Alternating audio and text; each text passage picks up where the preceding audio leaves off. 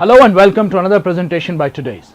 This weekend offers the return of one of the greatest superhero TV shows of all times as Daredevil Season 3 begins streaming on Netflix.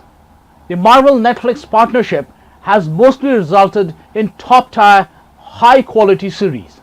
2 seasons each of Jessica Jones and Luke Cage enjoying widespread acclaim, and one of the season of Punisher and the Defenders receiving solid positive reactions as well. The 2 prior seasons of Daredevil were fantastic. So season 3 has a lot to live up to. Last month's release of season 2 of the superhero series Iron Fist was followed weeks later by the sudden cancellation of that show by Netflix. This followed mostly negative reviews of the first season and a season 2 critical consensus that recognized the show had improved a great deal while still being the weakest entry in the Marvel Netflix lineup. Whether Iron Fist will appear in cameos or supporting roles in any of the other shows remains to be seen. But I'm betting he'll pop up in Luke Cage season 3, or perhaps Cage and Fist will team up for a brand new show called Heroes for Hire. Regardless, the Marvel Netflix corner of the MCU's has quickly rebounded from the Iron Fist situation and negative news as Daredevil 3 season proves that they are the best at delivering the thrills. Taking loose inspiration from the 1986 fan favorite comic book story arc Born Again by writer Frank Miller, season 3 picks up where the Defenders left off. Matt Murdock, aka Daredevil, is missing after a building exploded and collapsed on him, and the assassin Elektra. They are both presumed dead. Murdock is critically injured and recuperating, while imprisoned crime lord Wilson Fisk, aka the Kingpin, sets in motion a plan to get out of prison and eliminate all of his enemies. The story is a return to the crime and vigilantism focused narrative of the show's first season, which evolved into a bit more of a fantastical, mystical narrative in season 2, which was still great, just different from the seasons bookending it.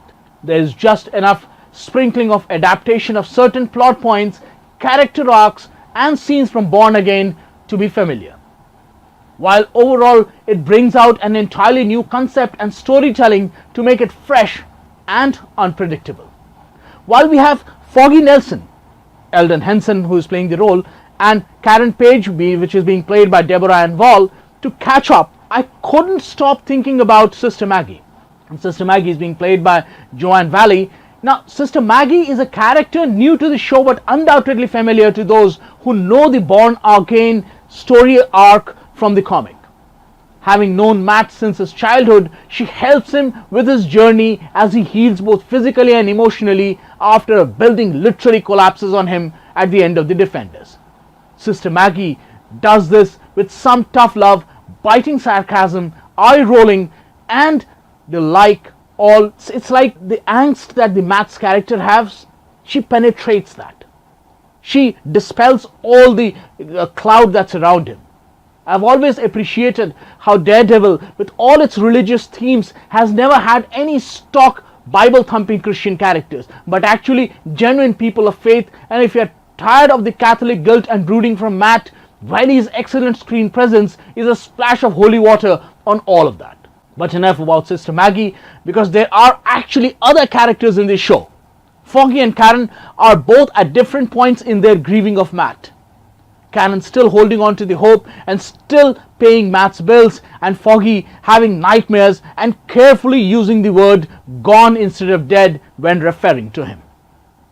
I've always had a fondness for the 2 characters.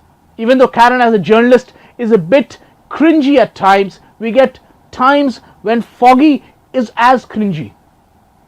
Even meeting with his members of his family, and with Karen, we see some parts of her past, including some forgotten points from season 1, come back to haunt her. Meanwhile, we have some new characters in a pair of FBI agents. Now these are original characters. Ray Nadeem, being played by Jay Ali, who is a special agent who is undergoing some financial difficulty with his family, and even with his skills and talent, he can't go any higher up on the pay scale. Seeing an opportunity to get some information about the Albanian crime syndicate. Now, I must remember that I find it very strange that Marvel Netflix shows always have these ethnic gangs which are almost non-existent now. Now, from the incarcerated Wilson Fisk, he gets information. Nadeem takes a risk with a deal, perhaps moving too close to the sun, and maybe he'll get burned, maybe he won't. It's a decent plot line. But at some point you start to say, okay, I get it. Let's move on to something else, please. As for Benjamin Poindexter, played by Vincent D'Onofrio, we get to see him a little later. We'll talk about him once his character is more developed. I've long wished for Vincent D'Onofrio to gain some more award recognitions as Wilson Fisk. Sure, his verbosity and cadence are easy to make fun of and could be a bit of exaggerated drawl, but he has created such an interesting human character. He's able to switch back and forth between eloquent and menacing so quickly and seamlessly that it reminds me of Breaking Bad's Gus Fring. His physical presence is astounding. Not too many performers can simply just get up from a chair and demand everyone's attention without a word. Fisk is going through an interesting transition.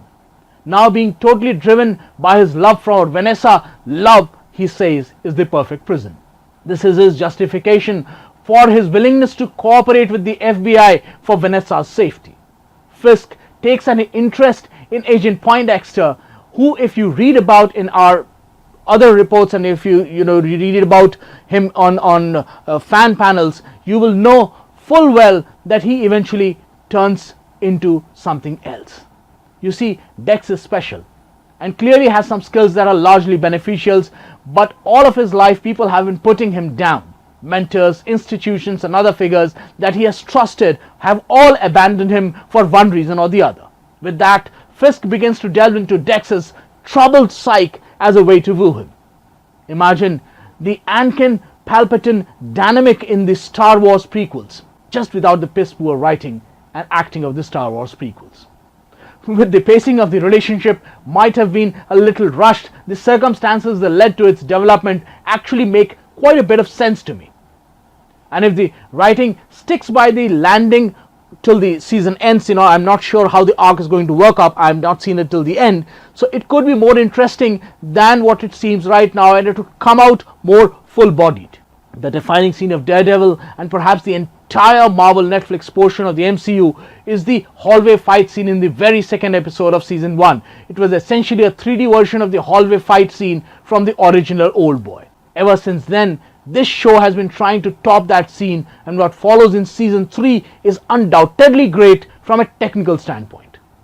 From another long fight shot taken in a prison to a sequence of Daredevil, very quietly and stealthily taking down enemies in a parking garage, the choreography itself is nothing short of impressive.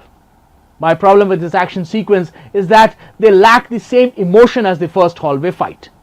They do not have the same emotional punch, though the physical punch is obviously there.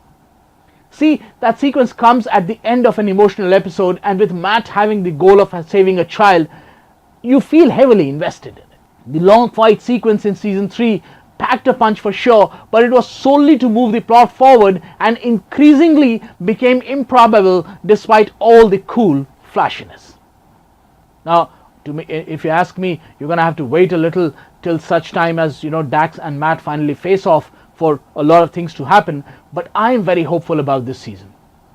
I'm more hopeful about this season than I was about season 1 and season 2, because now the actor, the character, the storyline, the involvement of us, the viewers in the storyline, the investment of all parties concerned in the way the series is moving forward has increased manifolds. And that means that we are going to see a top-notch, heavy involvement series. I'm hopeful that this goes on to season 4, where we get to see another new comic arc coming in. But for right now, I think the season 3 is going to rock you. If you ask me, I'll go ahead and give you an episode by episode breakup of the season, and perhaps that might give you a better idea of how I perceive this season to be progressing. But we'll see to that. I'm Anupam Sinha. This is today's, and you are our dear viewers. Thank you.